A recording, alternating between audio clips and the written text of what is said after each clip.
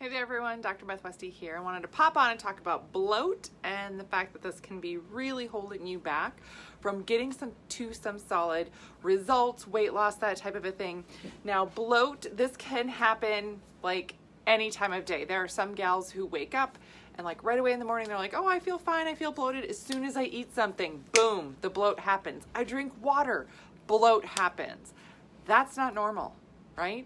It's normal to feel like fuller after eating or something like that, but you shouldn't feel like your belly just puffs out like you're pregnant or something. That's not normal, and there's a lot of different factors that go into having bloat, right?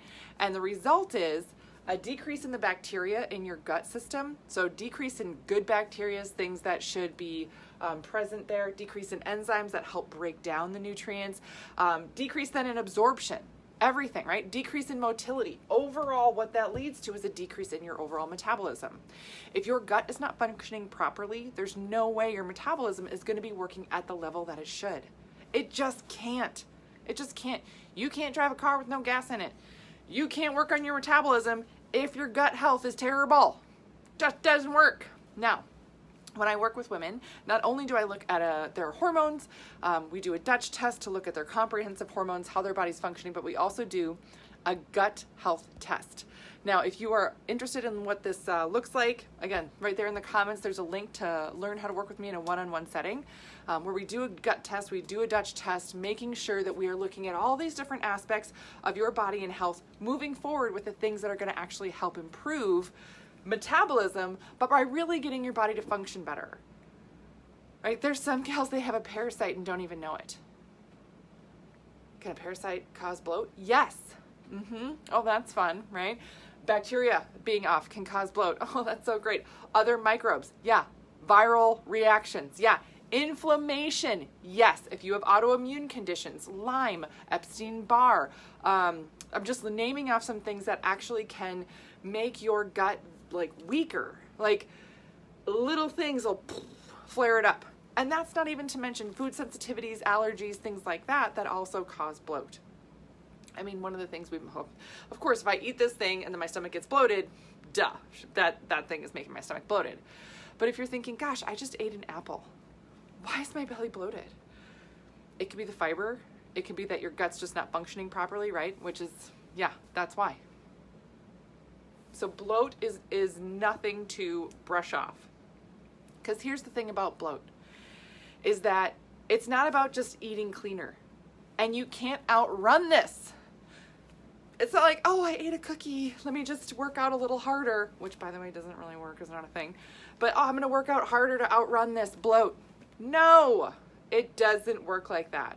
Now there are multiple things. I do talk a lot about these internal things, right? Internal, working on how your system's functioning, yes.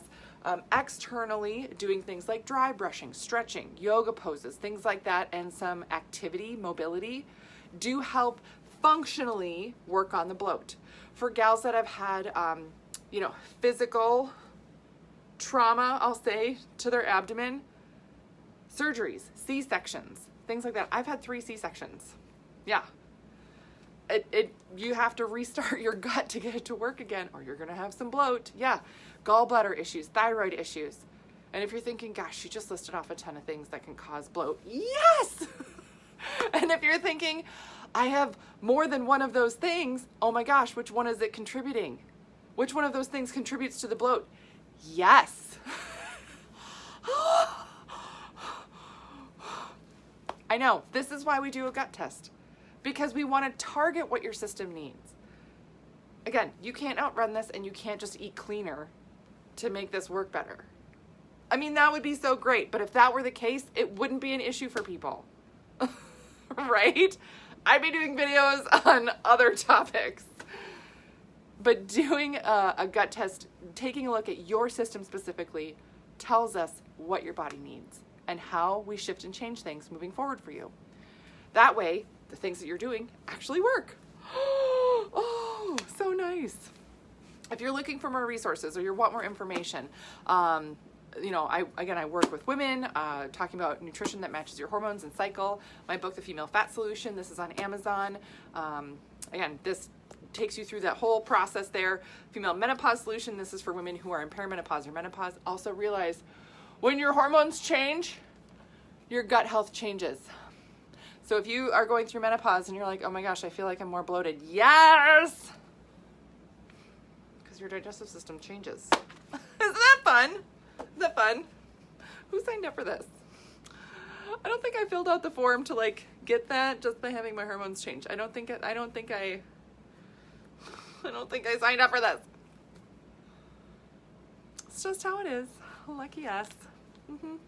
But again, as long as you have the right tools, as long as you have the right information, you can move through these things nicely so you don't get stuck, frustrated, or hit a plateau that you can't move beyond. Yeah.